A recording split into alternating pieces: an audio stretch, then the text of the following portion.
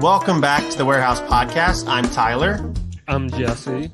I'm Eli. And guys, we return a week, back-to-back weeks. We have episodes. This is unprecedented. We're hitting our stride for sure. We're hitting our stride. We are. As we hit our stride, the Orioles keep losing games, but that shouldn't affect our podcast quality. And we should say we're back again with a fourth co-host because I didn't look at my schedule accurately enough, and my wife is working tonight, so I have the child again on the show. So he had some takes last time. He's done some research. He's been on Fangraphs, Baseball Reference, boning up, and maybe he can add a little more insight this week than he did last week. In fact, he is the baseball savant. He is. That's the nickname around these parts. He is always. I put him on the ground to roll around and play, and if MLB Network's on, he does stop and stare at it for a little while. So we're brewing something. Love it. And my wife always tries to put things like in his left hand because I told her like left-handed pitchers, it's easier to make it if you're left-handed. But we're not going to force it. But if it just so happens, force it. I mean, let's be honest. Yeah, I mean, you can be left-handed and throw like 87 miles an hour and make it in the big leagues. So you could be Jamie Moyer. You could have like a 25-year career. That's what we're going for. Yeah. Pay for mom and dad's vacation home. For sure. I was just thinking about how it's a good thing that our podcast quality does not mirror the Orioles play quality. I feel like that's a really good thing because we'd be probably not worth listening to. So, well, I mean, it'd be an interesting thing to chart, but I'm not sure what you would use to gauge quality of the podcast. True. We don't have a win and loss record. Yeah, it's just consistently low quality. So, okay. Well, so this week we think is going to be quicker than past weeks. We'll see. We're saying that now, and you're probably now staring at your phone with like an hour and 30-minute long podcast ahead of you. But we're going to try and keep it brief. We've got a retirement to discuss. The Orioles have made some moves throughout the week, and we've got some developments on the pitching front, good and bad. So I guess let's kick it off with something that kind of hits close to home for all of us. Nick Markakis, longtime Oriole, short-time Brave, 3-time Gold Glover, has now retired from baseball. He announced it. Apparently he knew after the NLCS he was going to retire, but just told no one until he let Dan Connolly of The Athletic know last week. Like, oh, yeah, by the way, I'm retiring. So I don't know, guys. Markakis was a great Oriole. Do you guys want to kind of speak on him for a little bit and sort of your memories, your takeaways, and how he's going to be remembered? Eli, maybe do you want to go first and discuss Markakis a little bit? Yeah, sure. I threw this out on our podcast Twitter account, and something pretty cool. Markakis actually lived pretty near to where we went to high school, and so we would go in for off-season workouts over the winter, and he would be throwing in the gym with our coach. He did his off-season throwing program with our high school coach. I remember one time, this will always remain in my mind as a crowning achievement of my baseball career, and that was I was playing catch with somebody alongside Nick Markakis, and he threw a ball away, and I did not throughout the course of the throwing session. So pretty much unequivocally, I'm a better player than he ever was. And that's all I have to say. No, but on a serious note, there are a lot of memories with him. He obviously was a stalwart, a staple of who the Orioles were. And part of that, the thing that stuck out to me, one of the coolest slogans for a duo in the MLB was that 2110 Utah Street, with him and Adam Jones always holding down center and right field for years and years in Baltimore. And it's just kind of, that was consistently good defense. They were both pretty high level offensive performers. And, that was like the pinnacle of the Orioles as far as I've seen in my lifetime. So yeah, a lot of love for Nick Markakis and all the best to him in retirement. Yeah, that's Jesse, do you want to give your thoughts real quick?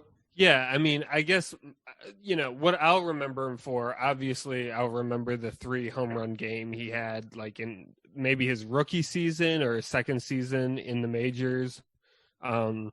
that game will always stick with me. But mainly, I think he should just be remembered for his consistency, his reliability, and his durability. He was our right fielder basically every day for years and years and years. And there was no doubt about him being out there and him hitting in the 2 spot or the 1 spot on occasion. So yeah, I mean, that's mainly how I think about him. He had a really long career, you know, a major league career. So, you know, he was fortunate and lucky in that way. Of course, I also remember just his patience at the plate, how willing he was to draw walks, which, you know, as a fan, I love to see in a baseball player, somebody who can walk, kind of the Billy Beane playbook that I'm thinking about.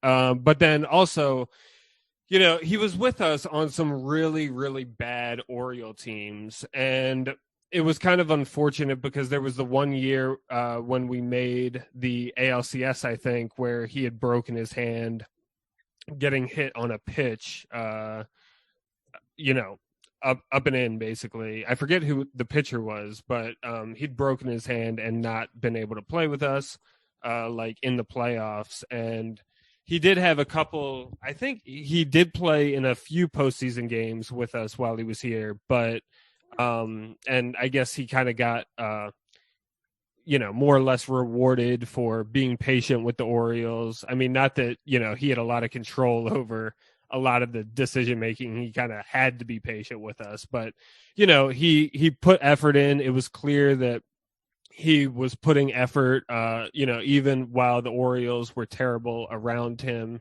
And then he got to see a few postseason games at the end of his career with us.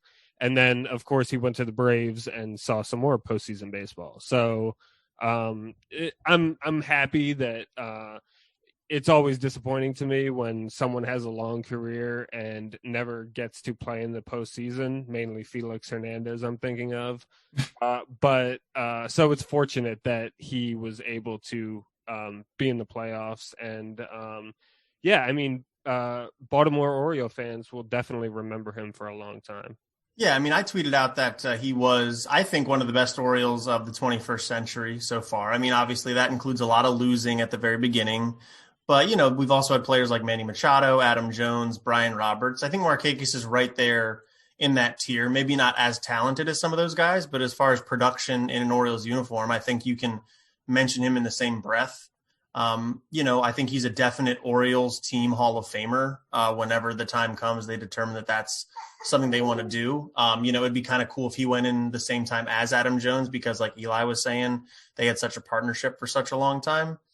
But yeah, Markakis, he was having a really good season in 2012 when the Orioles made the wild card game, but then it was actually CC Sabathia, I believe, that hit him, broke his wrist. It wasn't intentional, just one of those things that happens in baseball. And unfortunately, he missed out on that playoff run, but then he was healthy when it seemed like everybody else was hurt during the 2014 run when the O's went to the ALCS. So, and I remember Markakis's kind of like reaction on the night the Orioles clinched the AL East against the Blue Jays. They had like that shot of him like looking up when, I guess it was Ryan Wagner announced like the Orioles are AL East champions. He was like so proud because, you know, this is the only franchise he ever knew. They drafted him, brought him up through the system. They were so bad, like you were saying, Jesse. And then finally, in what would prove to be his final season with the Orioles, he breaks through and makes, you know, is going to make a playoff appearance himself, win a division, you know, everything you want to go for.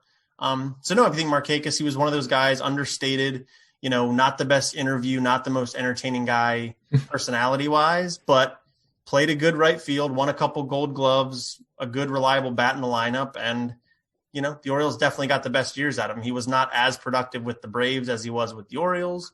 The Orioles gave him a big extension at one point, you know, just everything you kind of want in a player to maybe not necessarily build your franchise around, but a guy that is going to help you win baseball games. So it's a bummer to see him go, but good career, Nick. And hopefully we'll see you back at Camden Yards for a ceremony here in the next couple of years. All right. Anything else to add on Nick Markakis before we kind of move on? No, I mean, well, yeah, I guess I was thinking about how, you mentioned kind of the personality thing, about him, and he was definitely a more reserved player. But it seems like he didn't, cause any problems, in the clubhouse. There weren't a lot of players that took exception to Nick Markakis or had big problems with him. So he was definitely someone who just kind of showed up to work every day, did his thing, and was good at it.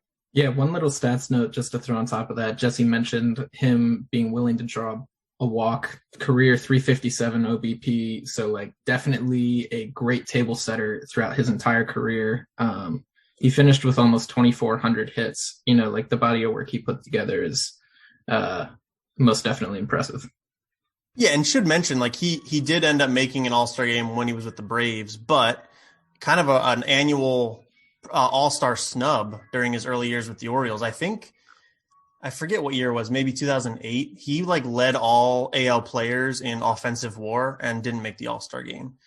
He just kind of was one of those guys who was really good, but on the Orioles, a bad team at the time, and kind of went under the radar. So he'll have, I'm sure, an equally understated post-playing career. I don't expect him to be – he's not going to be a play-by-play guy or a color commentator, but I would imagine, he'll be hunting a lot and just hanging out with his kids. I think I saw in the Dan Connolly piece on The Athletic, he just said that he's going to kind of be a stay-at-home dad now, and his wife is working as a personal trainer, so that'll be pretty cool. So happy retirement, Nick.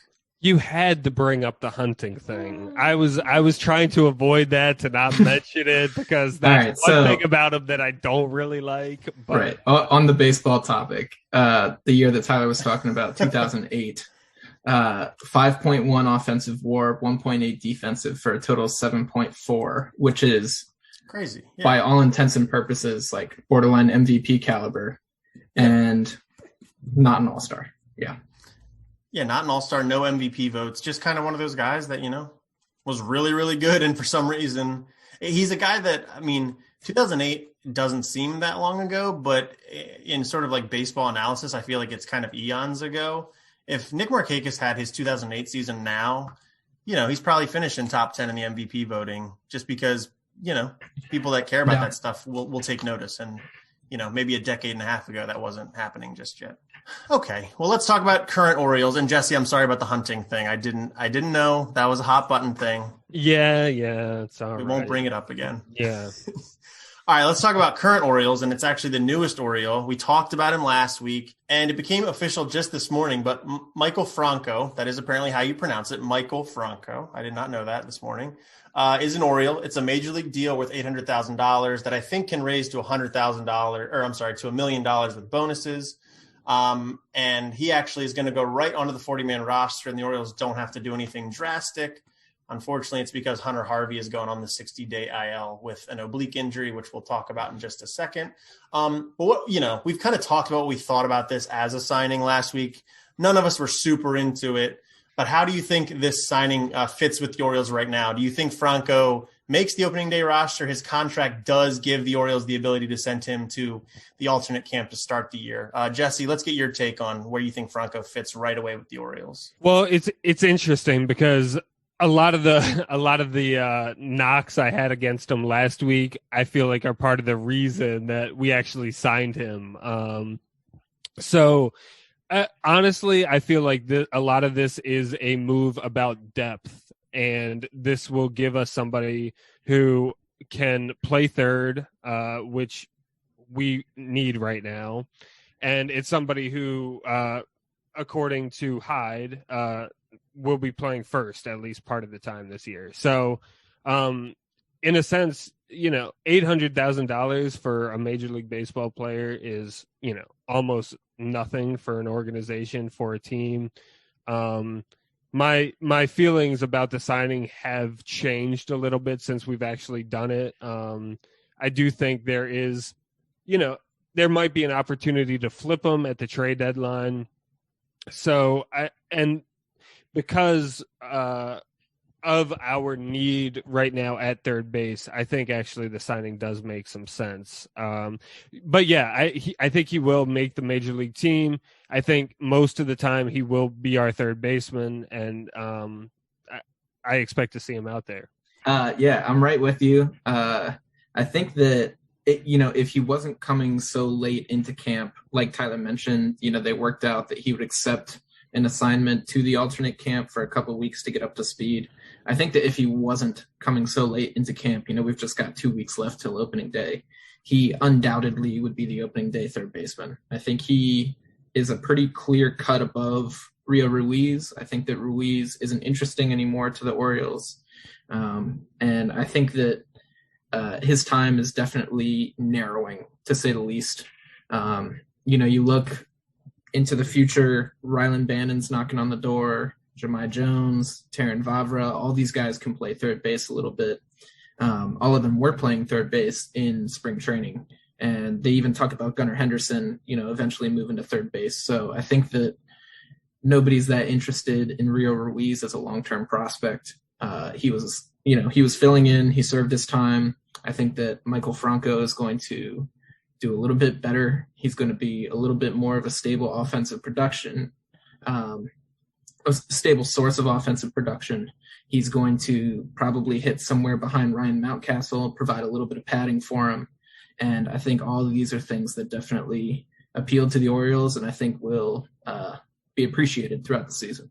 Yeah, that sounds right. I think he does not start the season on the opening day roster, just because I think it's why else put it in the contract unless they both parties kind of expect you need more than 2 weeks to ramp up. So I think Rio still has a little bit of time left. I found it interesting, as you kind of pointed out, Jesse, that Brandon Hyde views Michael Franco. Sorry, I can't get the name right. I'll just say Franco as a possible first base option. The Orioles have Trey Mancini, they have Ryan Mountcastle, and then if he plays this year, it's kind of up in the air. Chris Davis, what I would imagine, plays some first base. I'm not sure in what scenario I see Michael Franco playing first base. It's nice that he can do it, but I think that, that's not the biggest position of need. So I think the Orioles definitely signed him to play some third base, to give it a little bit more of an offensive pop. And, I tweeted out the other day that I think the Orioles offense has a chance to be pretty solid. They were about middle of the pack last year. And I think Franco is a step up slightly from Rio Ruiz. So in that way, I think it makes the Orioles a little bit more fun to watch. So yeah, I don't love the move. I kind of get it. I don't think it was totally necessary. And, if they flip him into some low level prospect at the deadline, cool. I guess you got your $800,000 worth, but definitely not in love with it, but, probably not a big deal either way. But talking about Rio Ruiz, what do you guys think this means for Ruiz? I kind of just gave my 2 cents. I think it at least buys him some time to be on the opening day roster. Jesse, Eli, you guys seem a little more into the thought that Franco's an obvious immediate upgrade. Do you think this takes Rio out of the opening day roster? Do you think it takes him out of the organization? Sort of where does Rio go from here? I talked about it a little bit, with my guys, that, all of the sort of high minors infield prospects that we do have. I think that this is the beginning of the end for Rio. I agree with you. I think Rio is the opening day third baseman, but I think that's a result of Franco not having been going up against live pitching, not having been ramping up. I don't think that's going to be any sort of sign of faith from the Orioles front office. Rio is just the third baseman until Franco comes up and gets to show what he can do. What I can say with a pretty high level of confidence is I think that Rio Ruiz is not on the 2022 Orioles. I'm pretty confident in that. Okay. Yeah, I guess I would just add that the Franco signing indicates how the Orioles feel about Ruiz. If the Orioles were excited about Ruiz, they would have him playing third every day, and they probably wouldn't assign Franco. So I think that gives a big indication right there. Yeah, it's kind of interesting that, I would think they view Ruiz, even at his best, as a stopgap option until the next young player that could potentially be a future piece steps in at third base. And they don't seem to even have confidence that he can do that, which is interesting.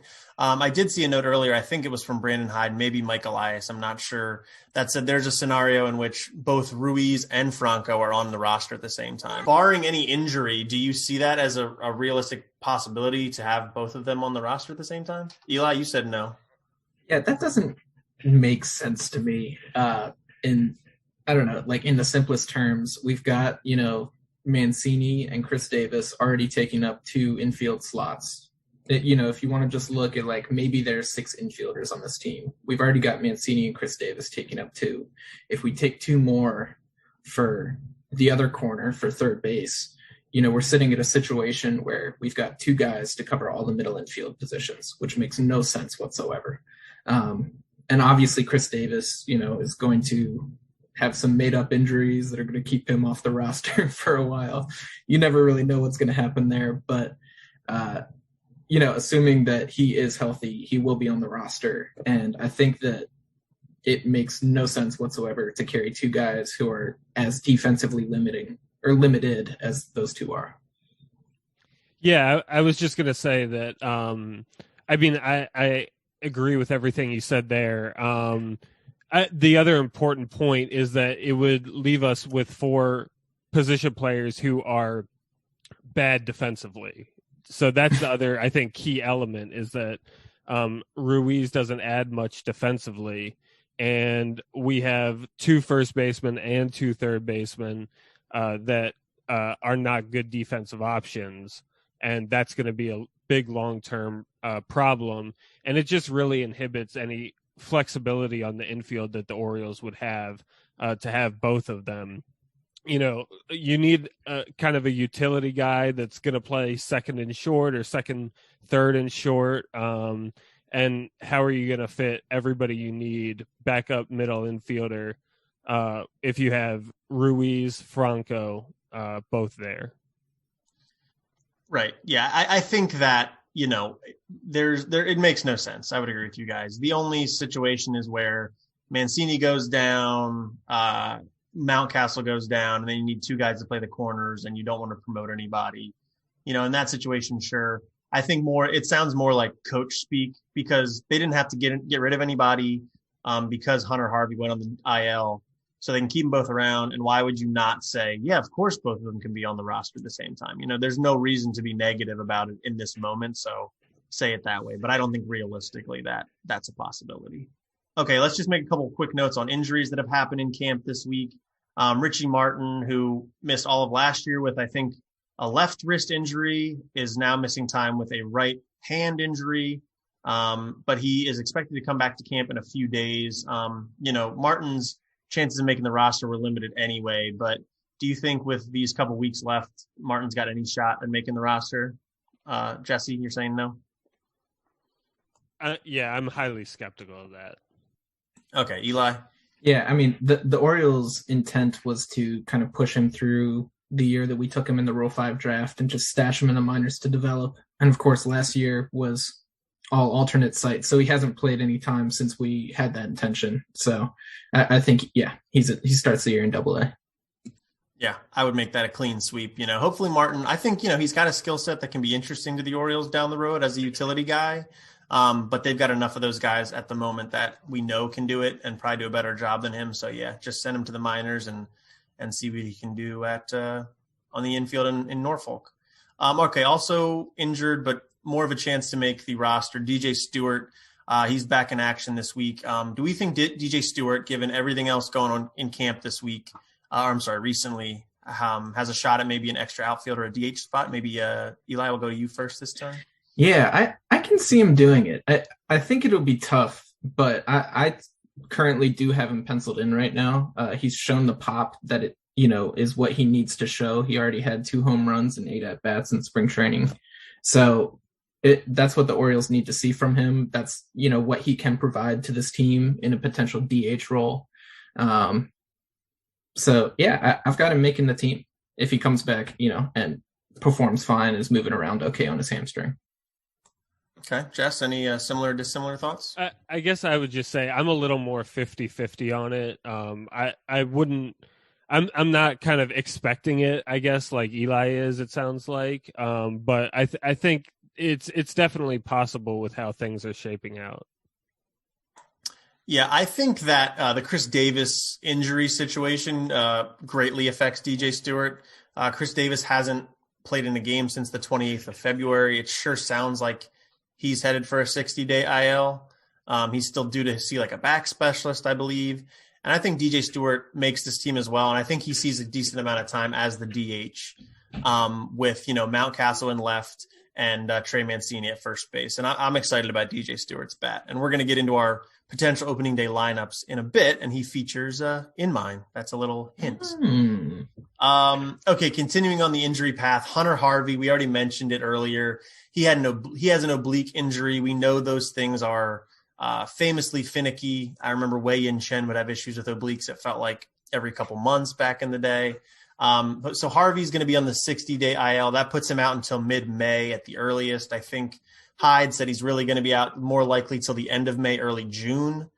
So, how did this, we talked about the bullpen last week, how it's pretty set, and Harvey was figured to be heavily a part of that setup. Who do you think steps into the role that Hunter Harvey was going to fill? And how does the whole bullpen sort of change around Harvey? One guy that I've kind of had my eye on, and I've been under the radar about it, but I think this is the perfect opportunity for him. Conor Greene, he was a former top 100 prospect, actually.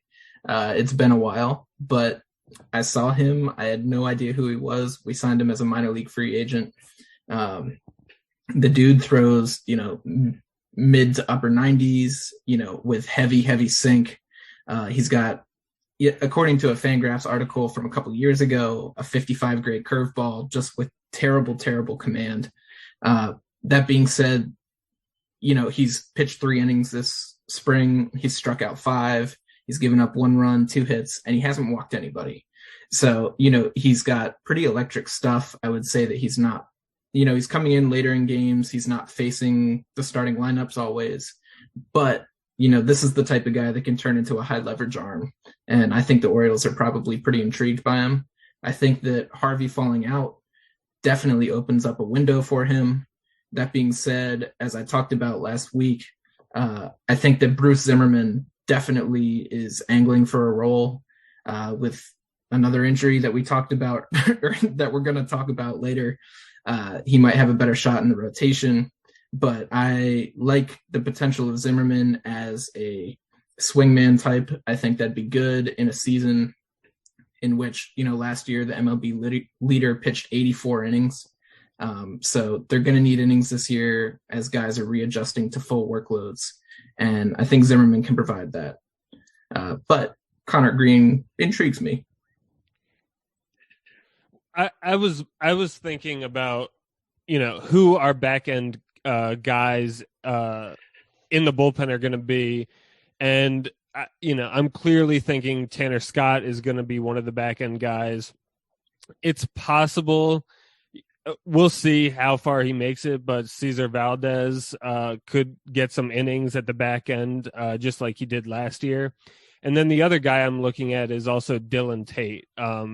He really has electric stuff. And if he's pitching well, has the ability to be a back-end bullpen pitcher. So I guess what I'm thinking about is I think one of those 3 guys are going to be kind of closing the game out most of the time. I think throughout the year, it'll rotate between the 3 of them for the most part, depending on who's pitching well, who's hot at the moment.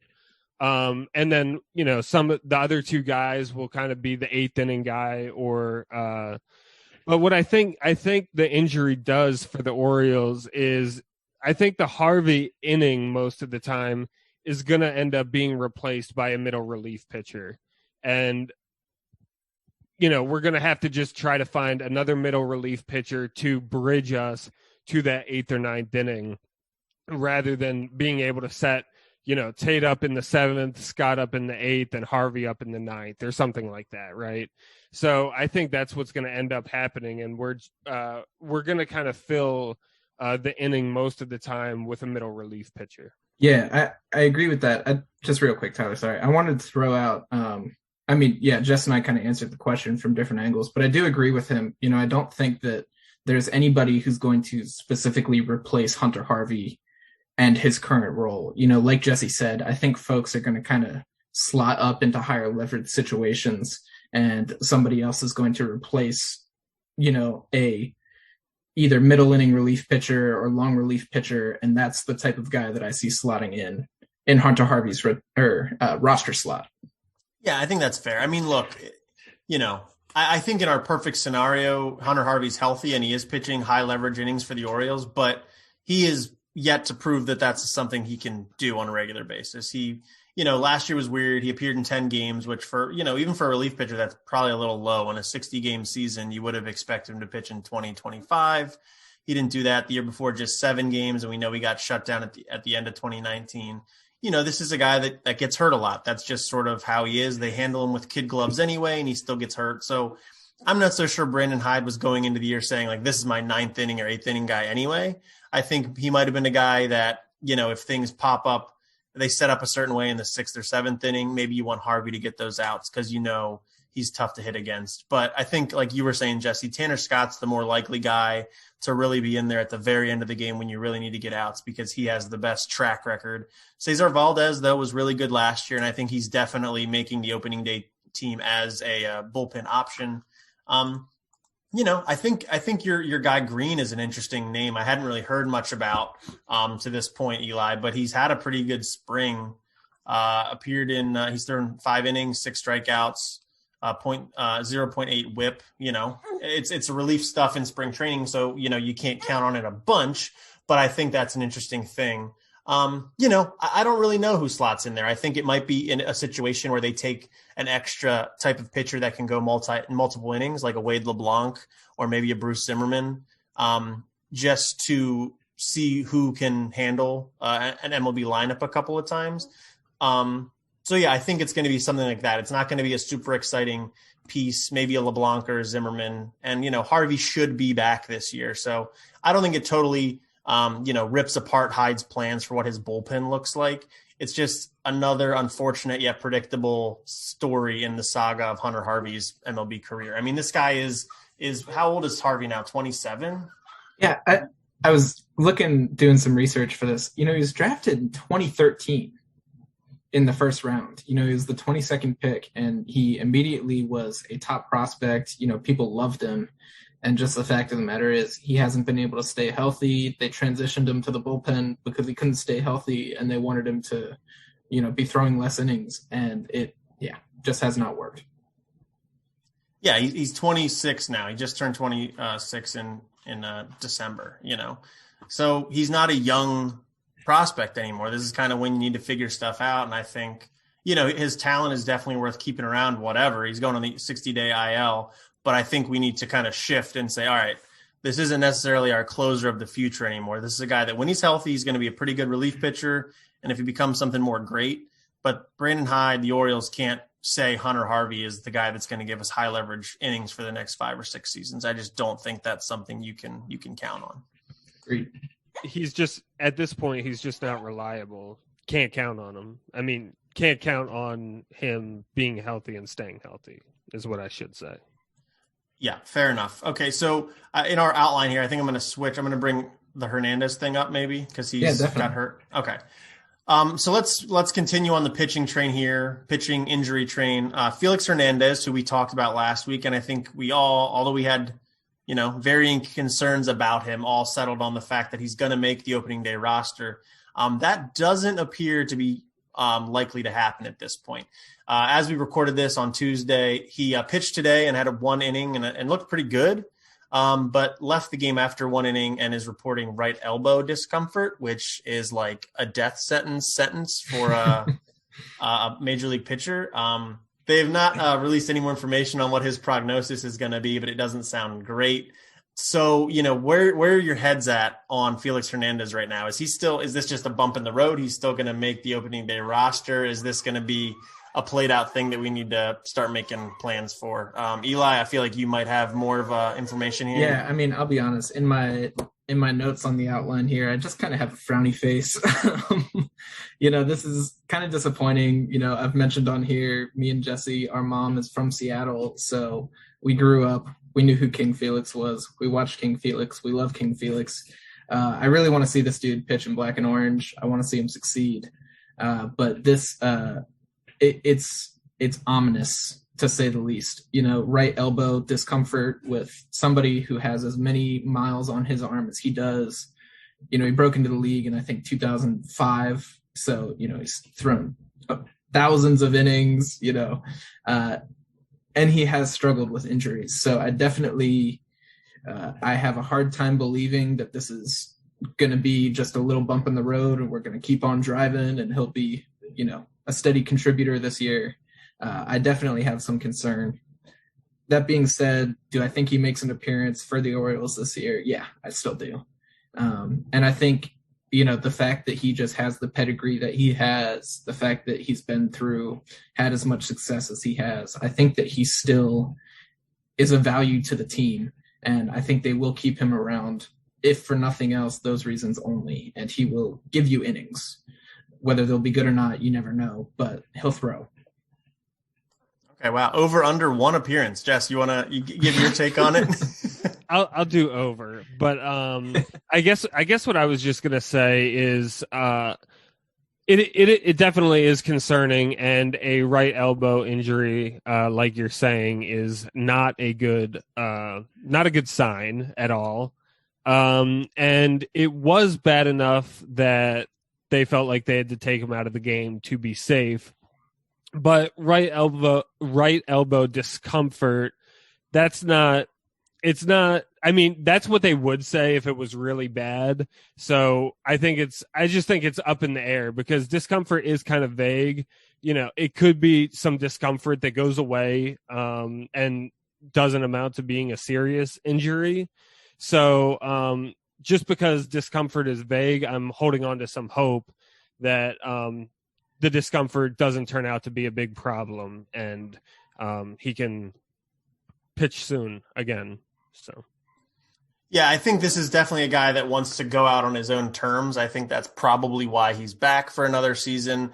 He knows he's not the pitcher he used to be. I don't think he expects to go out there and strike out 15 guys and go 8 innings, but he wants to go out on his own terms, and that would include, pitching until he's quote unquote not good enough, not because his body broke down on him. So I'm sure he'll do whatever it takes to get back out on the mound. And I don't think the Orioles are going to do anything to necessarily preclude him from doing that. The Orioles don't have a ton of pitching options. And I think, whatever, Felix Hernandez, who's 50% of what he once was, is probably still a better option than a lot of the guys close to the big leagues that the Orioles currently have. So yeah, I'll go. He goes over one appearance for the Orioles this year, but I don't think that appearance is happening in April or May. I think it might be something later in the season. I guess my thing is, like, there's a range on what discomfort can mean, right? So I feel like you really might be making, it's possible not, but it's possible that we're making way too big a deal out of this. Yeah, but by the time that this podcast is released, they said he's going to be reevaluated tomorrow, which is Wednesday the 17th.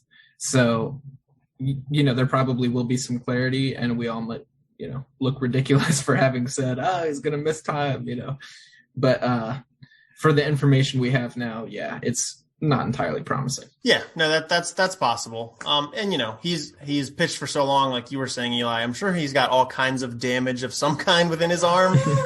And I'm sure it flares up from time to time. So it could be, not the end of the world. That's true. But we'll see. Something to keep an eye on. All right, let's stay with our pitching conversation and talk about guys that are having a little bit better spring. First is Bruce Zimmermann. He has kind of been the story of camp, I think, for the Orioles so far. He was good again this past weekend against Detroit, threw 4 scoreless innings, struck out 4 and walked 2. And now I think he's thrown 9 scoreless innings all of spring with 10 strikeouts, a hit, 3 walks. This is a guy that was talked about as like a pitchability type, kind of a soft tosser, but local guy. So it was a nice story. He's kind of turning heads now. Do you think he's got a legitimate shot to be in the opening day rotation, maybe taking the spot that Hernandez was supposed to have? Eli? Yeah, I think it looks good. I think that stepping into the rotation right off the bat was a difficult thing for him to do, just because the Orioles, they went out and they signed these veterans just to fill in time, with the expectation that they would give Bruce Zimmermann a little more time to develop, along with all the other Michael Baumann, Zach Lothars, Alex Wells. And so, I think just kind of the plan wasn't to have him there. That being said, the addition, Felix Hernandez's injury plus Hunter Harvey's injury opens up potentially 2 spots on the Orioles pitching staff that Bruce Zimmermann can fill. And given the performance, he's been untouchable this year. He's given up 1 hit in 9 innings. He has struck out 10 guys, which, as Tyler said, he's a pitchability guy. That's not really what he does, but he's coming out here dealing. And I think it's kind of hard to argue with at this point. The Orioles did bring him up for a little bit last year, so I think the service clock has already been started to an extent. And so service time manipulation might not be quite so much of a consideration with him, especially because I don't think he's quite so much of a high ceiling guy. He's a high floor guy, but not necessarily high ceiling. And so they're not necessarily trying to say, this is somebody we want to keep around for the next, 6 years at as cheap rates as possible, et cetera, et cetera. So I think that, I think he's got a shot. I think he's got a good shot. And my current 26 man has Bruce Zimmermann on it. I think he was a dark horse candidate to make the team even before the injuries. But now I would say it's very likely that he's going to make the team and possible that he's going to be in the rotation. Like Eli said, there's no arguing with the spring training numbers. We all know that, the hitting is not major league level hitting in spring training. We understand that, but he's clearly pitching well because these are still really good hitters, and they're going to hit mistakes, and he's clearly not making many mistakes while he's pitching. So I think it's very likely that he's going to make the team. I definitely expect him to be, like Eli said, on the 26-man roster. Do you see him in the pen or the rotation? I think the pen is a safer bet. Yeah, I agree. Yeah, so to your point, Jesse, about the varying levels of competition, on Baseball Reference, they have a metric where you can go look at each player's spring training stats, and they've got a metric called opponent quality, and it's basically on a scale of 1 to 10, and 1 is an opposing batter is a pitcher, and number 10 is somebody that played the previous season in the big leagues. And Bruce Zimmermann's current opponent quality is 6.4, which would be somewhere between high A and double A.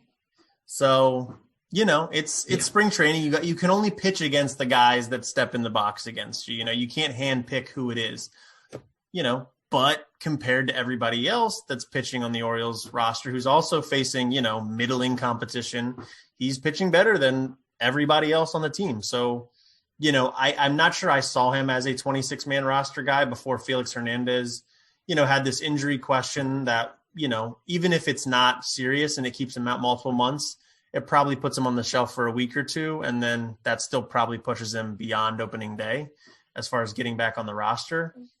I think I'll probably stick in general with my rotation of, I think I said Means, Kramer, Aiken. I had Jorge Lopez on there, and now it looks like Matt Harvey is kind of in the driver's seat for one of those 5 spots. And I think Zimmermann, it still opens up a spot for Zimmermann to maybe be in the bullpen.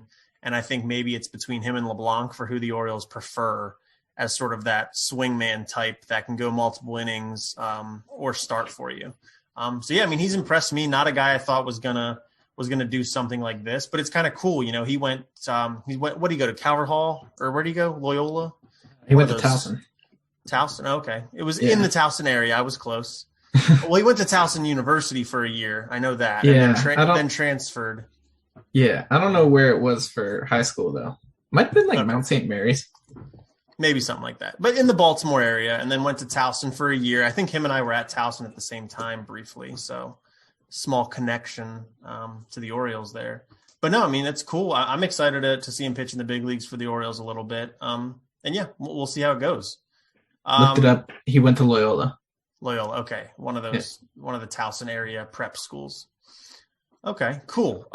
So unless you guys have anything else to add on Zimmermann, we'll move on to the other guy who I just mentioned, Matt Harvey. Matt Harvey was a guy that I thought he was going to come into camp throwing like low 90s, but I know he had revamped his windup a little bit, had increased his spin rate, and it looks like he's got some velocity back to sort of, near his dark night days.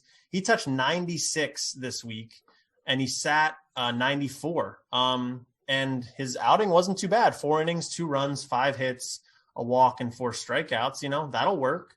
It's not mind boggling, but it's what, a 4.5 ERA, something like that. Jesse, maybe I'll go to you first. What do you think about Matt Harvey? Is he kind of taking control of his starting pitching destiny? Yeah, I definitely think so. I think that he has to continue to have a good camp.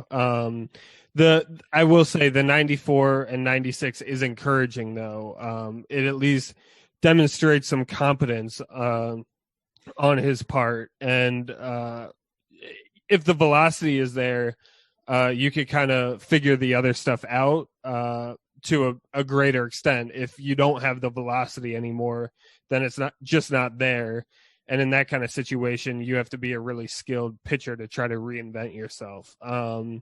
Which he's probably not at that stage. So the fact that he does have his high velocity, or does have high velocity at this point, does encourage confidence. I think because the Orioles are so thin with the starting pitching, I think he does have a good shot to be the number 5 starter. But I do think he still has to continue to have a good spring. In order to secure the spot, because like Tyler was saying, we do have Wade LeBlanc as an option. And obviously Bruce Zimmermann is an outside option. So it's definitely not he can't coast to the number 5 starting slot, but I think he does have a good shot at it at this point. I agree. Yeah, I think he's in there. He definitely, as Tyler said, he went through, revamped a bunch of his mechanics. There was a little video on MLB.com about him talking about, how he was going about that. And yeah, to see 94, 96 from somebody who hasn't been really a competent pitcher in a couple of years is definitely an encouraging thing. I don't necessarily buy into the notion of him being a super successful MLB pitcher this year, but like Jesse said, people always say, if you throw 100 miles an hour down the middle, MLB hitters will hit it. That's just not true. Velocity plays, it enables you to make some more mistakes. And the fact of the matter is, any guy we throw into the rotation is going to have some mistakes. But if Matt Harvey has that extra velo, those extra couple miles an hour that can get up on somebody's hands a little bit better, it's going to play. So I have him making this rotation undoubtedly. The other thing I was going to say that gives him a big edge, maybe not other than Zimmermann, but over the rest of the guys, is that he's probably a more intriguing pitcher for the Orioles to watch and to have on the major league club than somebody like Wade LeBlanc. We know what Wade LeBlanc is, and if Harvey can at all rekindle any of what he was in the past, that is definitely a lot of value that he can bring to the Orioles, most likely in a trade situation. So I definitely think because of the high ceiling that and the potential that we know is there, that is within him, I think that makes him definitely more interesting for the Orioles to try to give chances to. Yeah, no, I would agree. I was not wild about the Harvey signing. It wasn't one that I was necessarily disappointed in either. It just kind of was like, oh, here's a guy that'll be a story in spring training. He'll get cut, and that'll be the end of it. But no, looking back at him in 2013, when he was really, really good, he was sitting 96, 97, and that's kind of dipped a mile per hour every year or two. And then in the end of 2019, he was sitting 92. last year he did get it back up to sitting 93, 94, but he was pretty much horrific last year, if I can recall. So, it's not all velocity, but velocity is definitely important, and it gives you a little more wiggle room. I think, like you were saying, Eli, I think Pitching Ninja posted some video where it was like every pitch over 100 miles per hour last year. That's exactly it. Yeah. Well, I think it was every pitch that was tracked to be down the middle within some box. Yeah. And I think almost not all of them, but a lot of them are fouled off. So they're not all swing and misses, but like none of them are hard contact. Right. So, 100, he's not going to hit 100, we're not saying that, but velocity gives you a little more wiggle room with your pitches. So no, I'm excited to see it. I'm still very worried about the Orioles rotation. I don't think this is going to make him, a 3 ERA guy. His ERA probably is still going to start with a 5. And it's not going to be pretty all the time, but it'll be a little more interesting than a known commodity like a Wade LeBlanc. I think that's a good comparison. I think we should throw out the disclaimer just as a podcast to everyone listening that any excitement that we have is totally within the scope of this being a podcast about the Orioles. If you go and you compare us to the San Diego Padres or the Los Angeles Dodgers, this rotation is going to be absolutely horrendous. So, like the excitement that we get about Matt Harvey is like, oh, we might have an MLB pitcher rather than, whatever we had comprising 2 of 5 slots every day last year. So we'll, little disclaimer. Yes. Thank you for that disclaimer.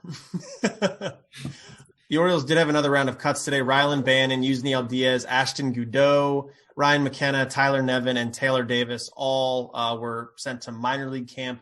Any of these guys surprising to you? Jesse saying no? Nothing for me. Makes sense to me too. Yeah. Yeah. Given a combination of where they are in their careers and performance during spring training, not surprising. I thought Goudeau was going to maybe compete a little more for a bullpen spot when they got him on waivers earlier this year, but just didn't happen. So no big deal. All right. And then we want to wrap it up with a little prediction. We will give you our full season predictions here, probably in a week or so, maybe 2 weeks. But we're going to talk lineups for Camden Chat this week. I wrote about the Orioles missing an obvious leadoff candidate for their lineup. And that kind of sparked, I think, Eli to come up with, what if we just predict what the whole Orioles opening day lineup is going to look like? So how do we want to do this? Do we want to go one by one around, or do we want to start with the one hole and each of us say who's hitting leadoff? How do you guys want to do I think it makes sense if we announce our entire lineups all the way through, because, it's going to provide context. And after, we each read our lineup, then we'll be able to comment on, the differences and what we thought and that kind of thing. So I feel like that would make more sense and be more efficient. Okay, so who wants to lead us off in this discussion of lineups? I can go. Okay, Jess, go for it. Okay, so my opening day lineup, I'm going to include the positions too. Jess, real quick, let's give them the context. We are opening April 1st against the Red Sox, and latest word is that Eduardo Rodriguez is going to be the starting pitcher. A lefty on the mound. Lefty on the mound. Correct. So I didn't fully account for that in my analysis here, but I'm just going to go with the idea that Brandon Hyde is going to put his typical lineup out there at least most of the time, and I'm just going to assume that. So for me, I have Mullins leading off in center field. Batting second, I have Anthony Santander in right. Hitting third, I have Ryan Mountcastle playing left. Fourth, I have Mancini at first. Number 5, I have Franco at third base. 6, I have Pedro Severino catching. 7, and this is maybe one of the more controversial ones, I have Pat Valaika DHing. Number 8, I have Freddie Galvis at short, followed by Yolmer Sanchez at second, closing it out. So, who's pitching? Well, I didn't get that far, but obviously it's going to be Means. So, yeah. When I was thinking about it, I was definitely struggling with who was going to be leading off. I initially actually had Mullins hitting 9, but then I'm just like, to me, that doesn't make sense at this point. So I put him first. Me and Eli were having a little debate about whether it's going to be Mountcastle hitting 3 and Mancini 4, or whether it's going to be Mancini 3 and then Mountcastle 4. And then, yeah, obviously Pat Valaika DHing is also probably a question mark it definitely is a question mark going into the season. But I think he probably has the edge in my view. So who were the other guys you considered for the DH spot then against Valaika, maybe? Well, yeah, I mean, that was part of the problem. Was I guess, how did I do it? I guess I was thinking about rotating. Like, I had a scenario where like Mullins was in left and then Mullins was in left, Hayes was in center, and then rotating the guys around so that Mountcastle would be at first, Mancini would be DHing. So, and then Franco would be at third. So kind of rotating it like that was kind of how I conceptualized if I didn't have Valaika DHing. But that just didn't quite make as much sense to me. So okay, it's a very plausible lineup, that is for sure. Eli, do you have any takes on Jesse's lineup, or do you want to give yours? Yeah, I think that my lineup will give my takes is the best thing I can say. Like, I guess the first thing I'll say is I think the Orioles' best lineup is one in which Austin Hayes is hitting. I think that, Pat Valaika is a step down from him. I think that, DJ Stewart is hit or miss, but given the questions on whether he'll be healthy or not and whether he'll be ready, I have Austin Hayes in the lineup over either of those two guys, which Tyler hinted DJ Stewart's going to be the DH in his. But for me, leading off right off the bat, Austin Hayes at DH. I kind of chuckled at the fact that our DH is going to lead off, but I think it's what makes the most sense for me. I kind of struggled with whether, I think the Orioles' best defensive alignment is Cedric Mullins in center, Austin Hayes in left. But I thought that there's no way that Ryan Mountcastle gets displaced. So Austin Hayes is DHing. Second, Anthony Santander in right field. I've got Trey Mancini hitting third at first base. I think he's too good of a hitter to put him that extra slot down. I think Jess mentioned potentially giving some padding to Ryan Mountcastle, which is completely valid.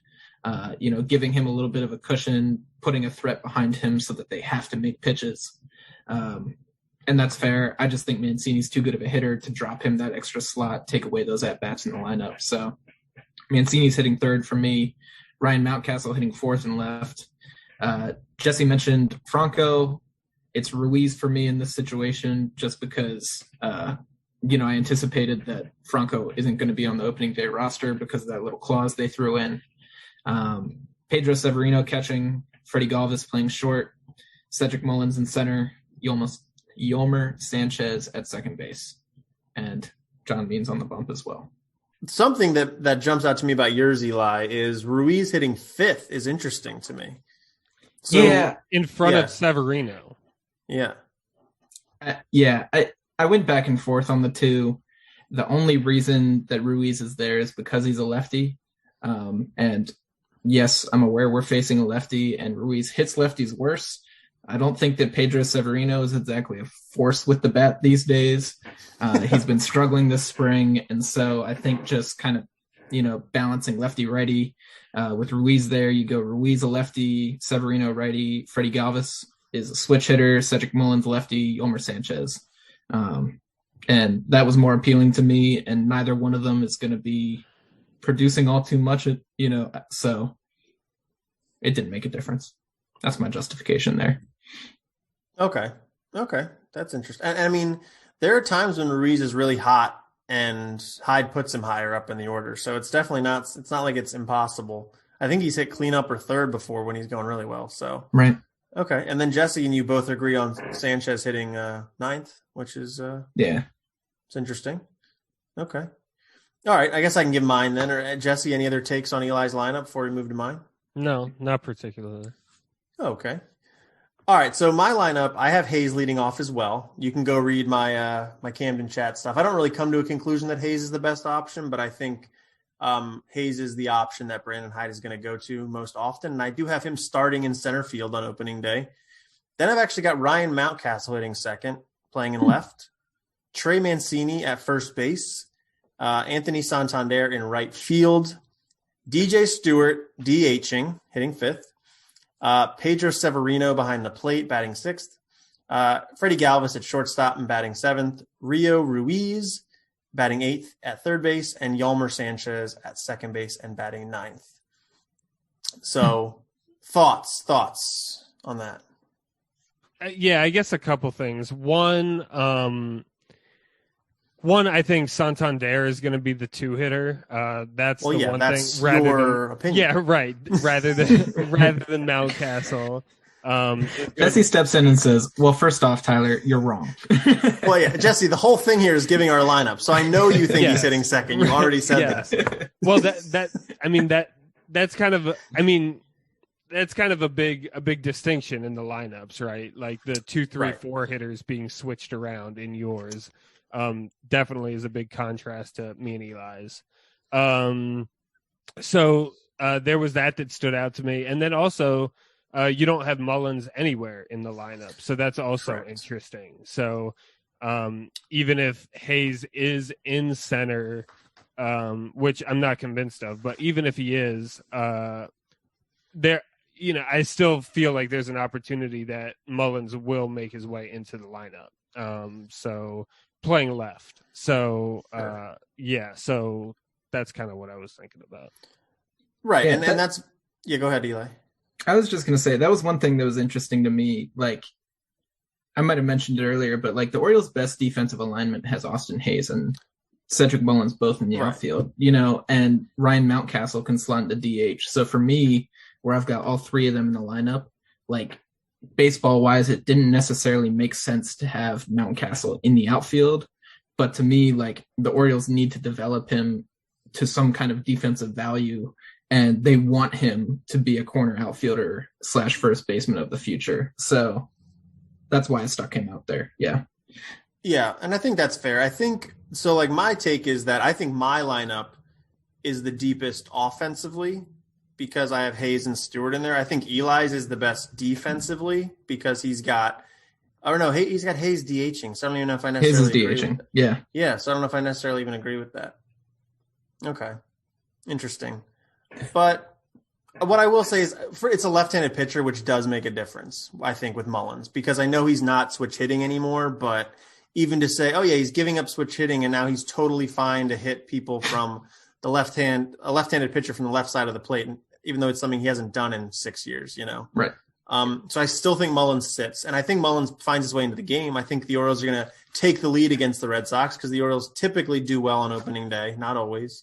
I think last year they got destroyed on opening day. Destroyed, right? Yeah. So against the Red Sox, but typically the Orioles win on opening day, and I think Cedric Mullins comes in as a defensive replacement for Ryan Mountcastle in like the 8th inning.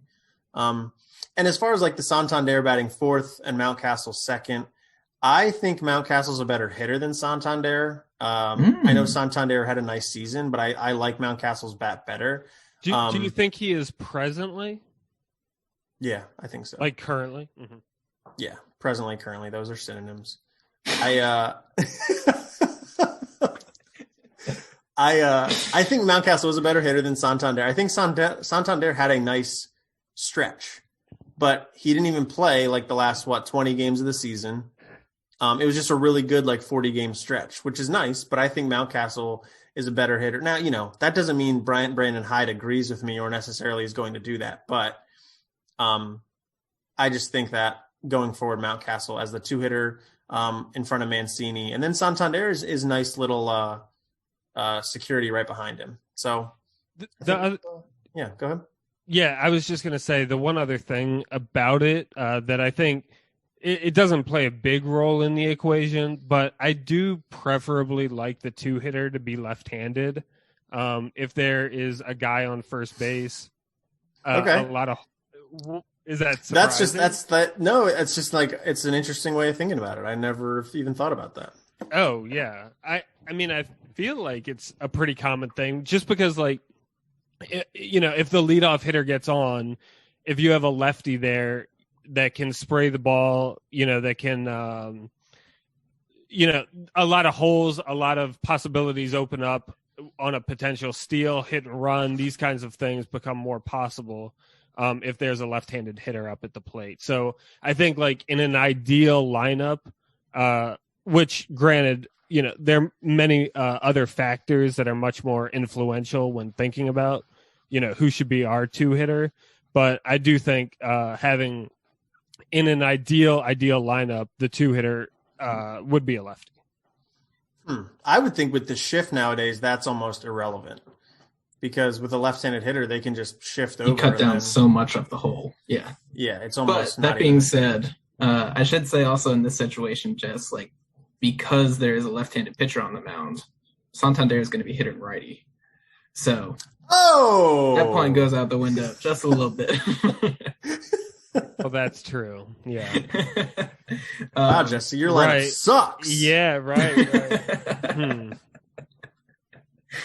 But DJ Stewart's hitting second. That wasn't one point oversight. to Jesse. Yeah. Like Valleca did hit lefties well, and so that becomes a little bit more possible. Yeah, I mean, to a fault of mine, Cedric Mullins does not hit lefties well. DJ Stewart, to a fault of Tyler's, does not necessarily hit lefties well. So to a fault of Jesse, he forgot. Yeah, but Jesse forgot Anthony Santander hits right. Switch it balances out. I think we're all equally. We're all idiots. Well, I was just said I'm right. Yeah. But no, I mean the thing that I'll say about Santander is like, this is somebody who, even in 2019, like really started to find his stroke. He got really, really hot before he got hurt. And again, this is kind of the same thing as I said 2019 before. This is kind of the same thing with 2020. He was really hot until he got hurt. I think that like he has the potential to develop into like, a top 25% of the league hitter. I think he's got his batted ball profile numbers are pretty off the charts. He's got consistently high exit velos. He barrels balls like nobody else on the Orioles does. And I haven't, Mountcastle was phenomenal last year. I haven't quite seen enough of him to fully have that confidence in him that I do have in Santander. Santander is somebody that like the Orioles picked up when he was like 22 years old and just did whatever they could to get him through as a Rule 5 pick and let him develop for a couple years. And he's only 25 years old right now. And, I think having him as a switch hitter in that 2-hole is pretty nice. I think that I think he's got the chance to be a really elite performer. And not to say that Mountcastle doesn't, but I think that Santander just has more experience with Major League pitching. I think that he just has a little bit more of a resume than Mountcastle does, and he got the nod for me because of that. And that's fair. I mean, like I was looking at their stats last year, and they played a similar amount of games. Santander played in 37. Mountcastle played in 35. Santander had 165 plate appearance. Mountcastle had 140. So, like, it's in the same ballpark. Mountcastle's OPS plus was higher. His on-base percentage was higher. Santander's slugging percentage was higher. So I felt, okay, I want Mountcastle higher in the order because he gets on base. I want my better hitters, or my hitters that have a better chance to get on base, higher. On my power guys that maybe don't get on base as much, a little lower. And that was my thought. I don't think you can go wrong either way. I think it's a good setup either way. We can't really expect Mountcastle to hit like 340 again, can we? No. I mean, he was definitely overperforming to an extent, and like factoring in the sophomore slump, some of these major league pitchers have been able to get some video of him. They've been able to study his swing a little more. I think there's going to be some regression from that point, whereas I don't think Santander will necessarily have that. That's fair. But, okay, so what we'll do with these is we're going to put these together in a nice little social media graphic, and you folks can look at it online. And I think we're going to try and put a poll out. And how do we want to judge success here? Whoever, like people that voted for it, or what actually happens on opening day? How are we gauging success of these lineups, I guess? I think first thing is if any single person votes for any one of the lineups, I think they win, because no one social media engagement is pretty low. No, I'm just joking. I think let's set it up as a poll. See who agrees with us, and I think from the fan perspective, I think that's one win, and I think it's also a win if you actually get it right. So, okay. And as far as get it right, do we got to get position, like field position and lineup position correct, or just one, or what do you think? Let's just do we can keep it internal. Okay. And we don't have to relay the points, but just 1 point for having the right guy in the right slot in the lineup, 1 point for having him at the right position, or something like that. Okay, cool. So out of 18 points, who does best? All right. So listeners, what we're going to do is I'll put this together in a cool social media graphic, and we'll put a poll out, and you just vote for which one either you like the best or you think is most likely to happen. However you determine your voting, your vote, your voice. That was the slogan a long time ago, I think. So do that. Okay. Anything else to talk about before we get out of here? I'm happy. We did the hour and a half. Yeah, we did. And that's paired with me changing diapers in between, and we cut that out. The people won't hear that, but that happened as well. But okay, so follow us on all the social medias at The Warehouse Pod. Subscribe to us on your preferred podcast medium. You can also go to thewarehousepod.substack.com, and you can subscribe to us that way. And what happens there is you'll get an email when our stuff posts. So it'll go right to your email, and you don't have to worry about subscribing to a podcast network. On that note, when you follow us at The Warehouse Pod, you can see a situation in which one Adam Jones responded to something we said. Wow. And B, engaged in a mini 2-tweet conversation with us. So it's pretty cool. Yeah, we retweeted a lineup card that he was in where he was playing first base, and we made a note of it, and then he said something to us, and we're very proud. Well, Jesse's very happy about it. Yeah, I'm pretty happy too. I won't lie. It was Cool. exciting. It was exciting. So be like Adam Jones. Don't follow us, but just tweet at us randomly, right? Is that what we're going for? Honestly, we'll take whatever we can get. We'll take it. Yeah. The algorithm will then get us followers, please. Okay, so that was all the stuff about following us on the social medias and the podcast stuff. Eli, where can people follow you online if they'd like to? I am at Elijah Ginsberg on Twitter and at Ginsy55 on Instagram. Nice. And Jesse? And people can follow me at Juggernaut8678 on Instagram and on Twitter. Very nice. And I am on both of those as well at _Ty Young and over at CamdenChat.com, writing the blogs. So guys, anything else to add? No. Go O's. All right, cool. Well, until next time, I'm Tyler. I'm Jesse. I'm Eli. And this has been the Warehouse Podcast.